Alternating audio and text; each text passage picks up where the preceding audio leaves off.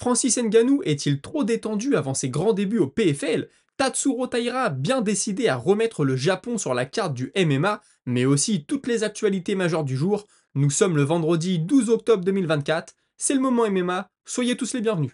Man, how the hell you doing? I've been just fine living life with the noose and in my mind, all I hear is music. Watching your mouth move, damn you look stupid. I feel like everyone's a stranger. Small talk with your narcissist.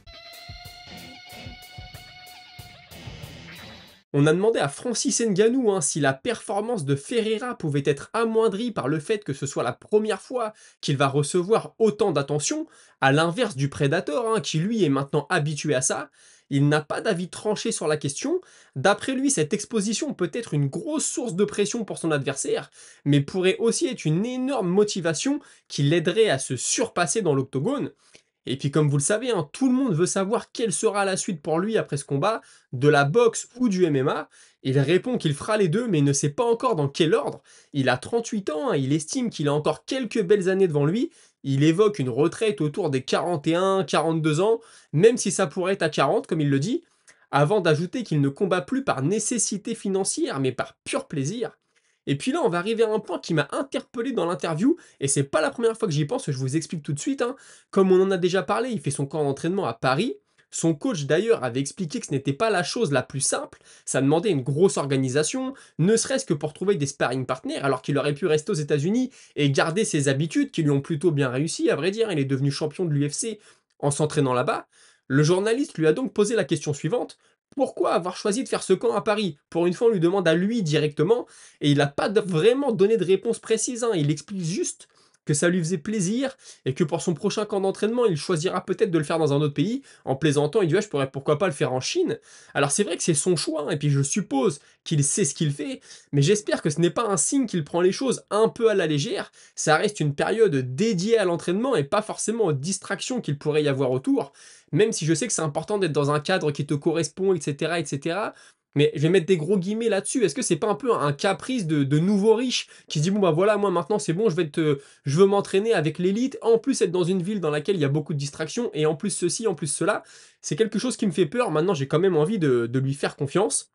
Et puis il conclut en affirmant qu'il a toujours pour objectif de combattre en Afrique, mais que l'Arabie Saoudite lui va très bien aussi. Tatsuro Taira maintenant, qui est bien conscient qu'il prendra part à son plus gros combat en carrière à ce jour, samedi soir face à Brandon Royval. Il est aussi confiant sur le fait qu'une victoire lui ouvrirait les portes du combat pour le titre, et assure que même si c'est son deuxième main event de suite, il ne ressent pas de pression particulière à être mis en avant de la sorte par l'UFC. Il serait d'ailleurs très fier d'être le combattant qui ferait revenir l'UFC au Japon.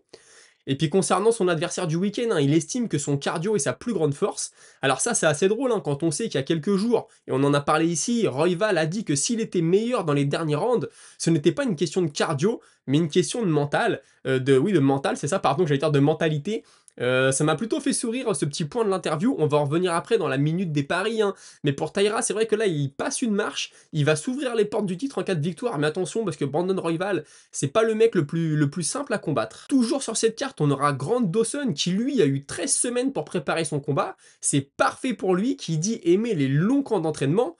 Il a aussi déclaré qu'il aimerait être un peu plus actif à l'UFC, mais apparemment l'organisation peine à lui trouver des adversaires. Il est sur une moyenne de 2 combats par an depuis qu'il a rejoint la Big League, et il aimerait augmenter cette moyenne. Concernant son style, il est très clair: seule la victoire compte, peu importe s'il est divertissant ou non, et comme il le dit, être divertissant permet de payer les factures jusqu'au jour où ça casse, jusqu'au jour où tu peux plus continuer parce que tu as pris trop de coups. Il n'a pas forcément tort là-dessus, c'est une question de point de vue, comment chacun voit les choses, et il est bien conscient d'ailleurs qu'il livrera sans doute des guerres dans sa route jusqu'au titre. C'est inévitable d'après lui, mais compte bien les éviter au maximum et faire en sorte qu'elles arrivent le plus tard possible et le plus proche de la ceinture possible. Avec Rafa Garcia ce week-end, il sera opposé à un grappleur, et forcément, lorsque deux grappleurs s'affrontent, il y a toujours un risque de se retrouver avec un combat qui reste debout, un combat de kickboxing comme on a pour habitude de dire.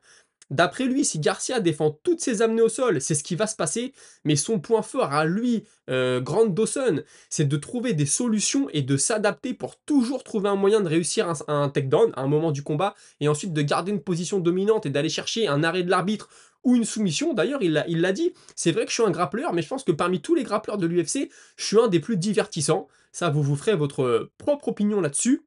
Et puis tout ça, c'est sûrement lié au fait qu'il étudie énormément ses adversaires. Tout comme son coach Mike Brown, il dit on est tous les deux des nerds, mais Mike Brown c'est encore plus un nerd que moi dans son téléphone. Il y a que des photos de combat, des vidéos de combat, c'est impressionnant, mais il dit deux nerds ensemble, ça pourra forcément donner un champion. Donc c'est tout ce que je lui souhaite. Après s'être emparé de la BMF, il semblerait que Max Holloway avait plusieurs options, et il affirme avoir choisi d'affronter Topuria parce qu'il est invaincu, que c'est la nouvelle génération de combattants, mais que c'est aussi l'occasion de récupérer la ceinture des poids plumes, qu'il a détenue par le passé, je le rappelle. Et Topuria, lui, il insiste, il dit que c'est l'UFC qui a forcé Holloway à prendre le combat, mais que l'Hawaïen, en réalité, ne le voulait pas. Alors les deux ont donné une interview à ESPN, chacun était chez soi, c'était en visio, c'était une des interviews les plus gênantes que j'ai vues, pour être honnête avec vous.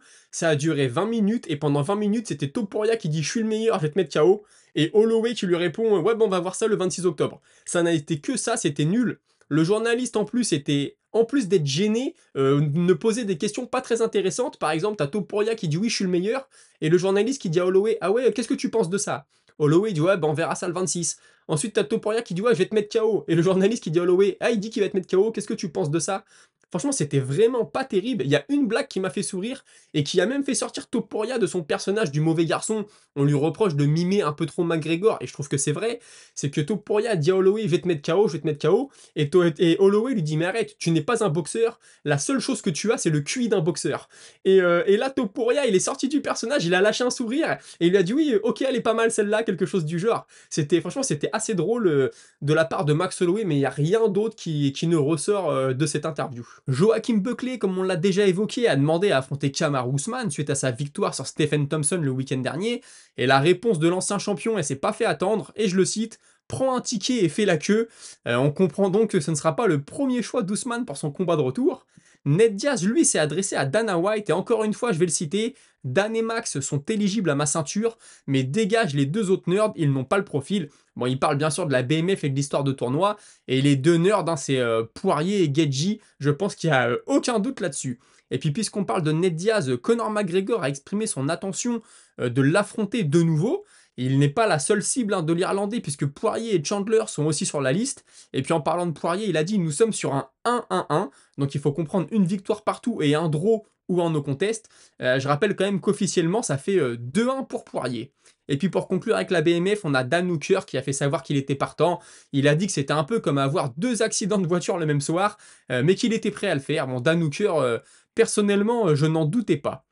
On a l'ancien champion et vétéran absolu Glover Teixeira qui veut revenir à la compétition. Alors on ne sait pas si ce sera à l'UFC ou ailleurs, puisqu'il a peut-être une histoire de contrat avec l'UFC. Il faudrait peut-être que l'UFC le libère de son contrat s'il veut aller combattre ailleurs. Je ne sais pas du tout ce que ça va donner, il n'a pas communiqué là-dessus, mais il a ajouté qu'il a sparé avec Alex Pereira. Bon, les deux sont très amis, c'est des partenaires d'entraînement, donc forcément, et que Pereira l'incite à faire son retour, il aurait encore le niveau. Entre le sparring et la cage, ça peut être un peu différent, donc je ne sais pas du tout ce que va donner cette histoire. Et puis pour continuer avec Pereira, on a Anthony Smith qui pense que si Volkan Ozdemir sort une grosse performance lors de sa prochaine apparition, l'UFC pourrait lui donner sa chance face à Poatan, et que ce serait la raison pour laquelle Ankalaev est toujours sur la liste d'attente. Personnellement, j'y crois pas trop. Par contre, si ça arrivait, là, vraiment, on pourrait dire que l'UFC protège Pereira, et ça ferait du mal à l'image des deux, et de l'UFC et de Pereira. Depuis qu'Ali Abdelaziz a dit que l'UFC l'avait promis Ankalaev, honnêtement, c'est une théorie à laquelle je ne crois pas trop, mais écoutez, pourquoi pas. Chez les poids moyens maintenant, la pépite Bonical estime être à 5 combats du titre. Il pense faire encore 2 combats contre des non classés, un combat contre un top 15, un contre un top 5, et ensuite accéder à son combat pour le titre. C'est un scénario fort possible selon moi, surtout que l'UFC mise beaucoup sur lui, et pourrait lui permettre, comme elle l'a fait avec d'autres avant lui, de grimper rapidement dans les classements. Et puis on termine avec ces images, hein. Il s'agit de l'accueil qu'a reçu Islam Doulatov à son retour chez lui après avoir décroché un contrat à l'UFC lors des Dana White Contender Series. Un vrai accueil de champion. S'il venait à prendre la ceinture un jour, je sais pas ce que ça serait, mais ça serait impressionnant. On passe maintenant à notre traditionnel du pari, notre petit défi pari du vendredi, un veille de fight card. Je vous affiche les cotes à l'écran, il y a des combats, j'ai pas grand chose à dire, parce que parfois voilà, je trouve que les combattants n'ont pas encore assez été testés dans l'octogone, etc. Donc au moins vous voyez les cotes. Le premier combat, on a Alassane contre Framed. Je vais y aller avec Alassane parce que voilà, il est favori. Je pense que c'est plus un combat pour lui, mais je vais pas m'éterniser là-dessus. Vous le savez, hein, je fais pas une émission entière là-dessus. D'ailleurs, il y en a qui le font très bien. Je pense à notre ami du UFC Analyse et Pronostic qui sort une vidéo par semaine où il décrypte vraiment toute la carte. Il vous donne des informations sur les combattants, etc. Donc n'hésitez pas à aller le suivre. Nous, on fait ça vraiment plus rapidement. C'est histoire juste de vous donner mon avis puis que vous soyez au courant de ce qui se passe le week-end et de quelles sont les cotes au cas où si vous êtes joueur. Ensuite, on a Daniel Rodriguez qui est favori face à Alex Morono. Là, pour le coup, je vais y aller avec Morono parce que c'est un combattant que j'aime beaucoup, qui peut être surprenant, qui a des angles de frappe un peu particuliers, et j'ai envie de le soutenir sur ce coup-là. Ensuite, Grant Dawson contre Rafa Garcia, c'est pareil. Dawson, j'aime beaucoup. Avant qu'il prenne le KO contre Bobby Green, je pensais vraiment, c'est un espoir pour moi. Je me suis dit, ce gars-là pourrait potentiellement aller à la ceinture. Malheureusement, il avait pris ce KO. Il a dit que depuis ça, il avait beaucoup appris, qu'il avait fait une erreur, qu'il n'aurait pas dû, que Bobby Green n'avait pas eu de la chance, il avait juste été très bon. Et ça, je le mets entièrement à son crédit. Donc, je vais y aller avec Dawson sur ce coup-là. Ensuite, on a Enjo Kwani qui va affronter Gooden. Là, c'est pareil, c'est le genre de combat, je sais vraiment pas quoi vous dire. Je vais y aller avec le favori, je vais pas prendre de risque, mais je pense que tout peut se passer. Brad Tavares qui affronte Jung Young Park.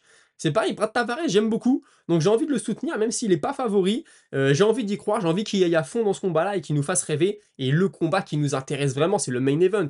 Brandon Royval contre Taira. Royval n'est pas favori. Pourtant, Royval a été beaucoup testé dans sa carrière. Et je vous invite à aller voir mes toutes premières vidéos qui datent d'il y a un an maintenant. Et une des premières fight cards desquelles j'ai parlé, c'était Pantoja contre Royval. Et je disais que Royval était un peu brouillon, il prenait beaucoup de risques, il pouvait être dur à lire, mais que c'était aussi son défaut. Je trouve que depuis, il a beaucoup combattu quand même, hein, c'est un combattant très actif. Il a appris de ça, il a un peu plus posé son jeu. Et je trouve qu'il a gardé ce qui marchait, il a retiré ce qui ne marchait pas. Taira, bah aujourd'hui, il est invaincu, donc mentalement, tu te dis qu'il doit être en pleine bourre. Je dis pas que Taira ne peut pas gagner. D'ailleurs, ça serait la belle histoire, un japonais qui arrive, peut-être qu'il va ramener l'UFC au Japon, ça serait très beau. Mais je pense, hein, comme l'a dit notre ami du UFC Analyse et Pronostic, c'est peut-être justement la marche un peu trop haute, un peu trop tôt pour Taira. Il va peut-être se faire manger par l'événement, par l'enjeu, le combat pour le titre qui est au bout. Et puis Royval, il va rien lâcher, il a déjà échoué pour la ceinture, il veut y retourner. Donc là, la cote à 3 Royval, je pense que ça se tente. Je vais peut-être même mettre 1 € dessus, voilà, juste pour le fun, et puis je vous dirai ce que ça a donné lundi. De toute façon, vous le verrez dans la nuit de samedi à dimanche selon le résultat. Écoutez, c'était tout pour cette minute Paris, et tout de suite, on passe à la suite avec la minute auditeur. Je commence cette minute auditeur avec Ced MTL Rules qui me dit Nas versus Adesanya, ça sent très bon. Si Nas gagne ce combat, le prochain sera le titre. C'est un test au sommet qui peut porter Nas dans une autre sphère. Je suis entièrement d'accord avec toi. C'est un magnifique combat. C'est la dernière marche avant d'arriver au titre. Même mentalement, tu tapes Adesanya. Je pense que tu es très très bien. Tu vas te sentir en pleine confiance. Et c'est vraiment le combat qu'il lui fallait à ce moment-là de sa carrière, je pense. Chacha Delacroix qui me dit hyper hypé par cette histoire de tournoi. Tom Aspinall l'avait déjà proposé lors de sa dernière conférence post-fight. Il avait proposé Jones, Aspinall, Pereira. Et alors tu dis et lui, je crois que c'était Miocic. Mais en BMF, ça a plus de sens. Oui, puis c'est vrai que quand Aspinall l'a dit, on savait que ça n'aurait pas lieu. John Jones ne va pas accepter, Miocic non plus. Pereira, oui, je pense. Pereira, je pense qu'il aurait été partant pour ça. Mais oui, c'est vrai que pour la BMF, ça fait plus de sens. Et j'en profite d'ailleurs pour remercier tous ceux d'entre vous qui me mettent des messages pour dire qu'ils aiment ce que je fais, qu'ils me soutiennent et tout, ça fait super plaisir. Je les lis pas, vous le savez, j'ai pas envie de me passer la pommade comme on dit, mais ça fait super plaisir et n'hésitez pas à liker, ça aide l'algorithme, ça aide à me mettre en valeur et à me faire connaître un peu plus. Ensuite, j'ai Storm on Twitch qui me dit honnêtement, je kiffe Nassourdine, mais je le vois pas gagner debout contre Adesanya. Sa seule chance pour moi, c'est le mettre au sol et faire du grand and pound, et pourquoi pas le finir en TKO soumission avant la limite, sinon prendre ses rounds tranquilles jusqu'à la décision. Moi, je pense honnêtement que Nassourdine Imavov a tout intérêt à mixer les choses contre Adesanya. Par contre, Adesanya, pour l'amener au sol, faut se lever de bonheur, pardon.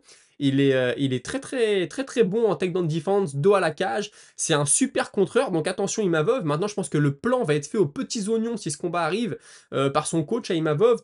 Adesanya, c'est pas un âne non plus, ça va être un combat vraiment super intéressant. Adesanya, il a vu une petite pause d'un an et il est revenu contre Du Plessis. Ça s'est pas très bien passé, même s'il était bien dans ce combat-là, hein. Je pensais qu'il allait reprendre sa ceinture à un moment. Donc je pense que là, il a peut-être enlevé un peu ce qu'on appelle le ring rust, hein, voilà, le retour, et il a peut-être envie de prouver qu'il est pas fini. Parce que là, perdre contre Imavov, par contre, je pense que c'est la fin de carrière pour lui. J'enlève rien à Imavov, mais t'as perdu quand t'as eu ta chance au titre. Tu perds maintenant contre un contender. La route va être longue. Il est plus tout jeune. Il a connu des guerres. Il a eu une très longue carrière entre le kickboxing, le MMA, un petit peu de boxe, très peu, mais un peu quand même. Donc là, il va y avoir peut-être aussi un peu de pression du côté d'Adesanya.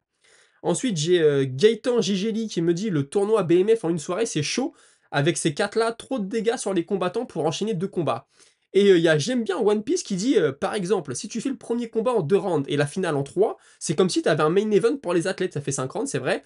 C'est pas pire, je pense. Je pense que t'as pas tort. J'avais pas fait le parallèle, mais en réalité, c'est ça. Ce qui va changer, c'est l'intensité, parce que dans un combat de championnat, tu peux pas dire, bon allez, les 2 premiers rounds, tu vois, tu gères ton rythme. Mais là, si tu gères le rythme dans le premier combat, qui sont les 2 premiers rounds, et que l'autre te met la gomme, bah, il va te battre. Donc tu vas devoir monter ton intensité. Après, tu auras une bonne pause entre la fin de ton deuxième round et le début du troisième. Donc franchement, moi, je suis à fond derrière cette idée. J'espère qu'on verra ça à l'UFC. Et puis il y a Cool de Shanghai pour terminer qui me dit il y a vraiment de quoi faire dans la division des welter avec les Muhammad, Ousmane, Buckley, Yann Gary, Covington, Geoff Neal, MVP, Shafkat et du 109 comme Carlos Prates, Battle et Rina qui gagnaient contre Kevin Lee. Mais malheureusement, cette catégorie tourne au ralenti. D'ailleurs, un combattant de l'UFC, j'ai oublié son nom, a surnommé cette catégorie les welterweight. Mais wait comme attendre en anglais, l'air de dire que personne s'affronte. Et ouais, c'est vrai que ça a du mal à avancer cette catégorie. Déjà, ça a régné pendant longtemps entre les Ousmane, Covington, Masvidal. Il y a eu des revanches, il y a eu des machins, c'était un peu chiant. Bon, on était content de voir ces combats-là, on savait qu'il allait y avoir du spectacle. Mais là, c'est vrai que ça avance plus trop. C'est Shafkat, ça fait un moment qu'on ne l'a pas vu. Bon, Mohamed, il vient de combattre, on va pas lui enlever, mais avant ça, il a été inactif un bon moment. Ousmane va revenir. Je suis d'accord, faudrait que ça s'affronte un peu, que ça s'épure en fait, hein. Oui, l'UFC va perdre des talents dans l'histoire, va perdre des contenders, mais c'est comme ça, faut que les choses avancent. Écoutez, merci d'avoir suivi l'émission, on se retrouve la semaine prochaine. Je vous souhaite un très bon week-end de combat, il y a plein de choses, il y a Inoue en boxe anglaise dimanche matin à 10 h sur RMC, ça va être magnifique. Il y a aussi l'autre boxeur, lui c'est samedi soir, oh j'ai oublié son nom, vous m'excuserez, mais un très beau combat, enfin il y a vraiment de quoi faire. En France il y a aussi le KOF je crois, etc.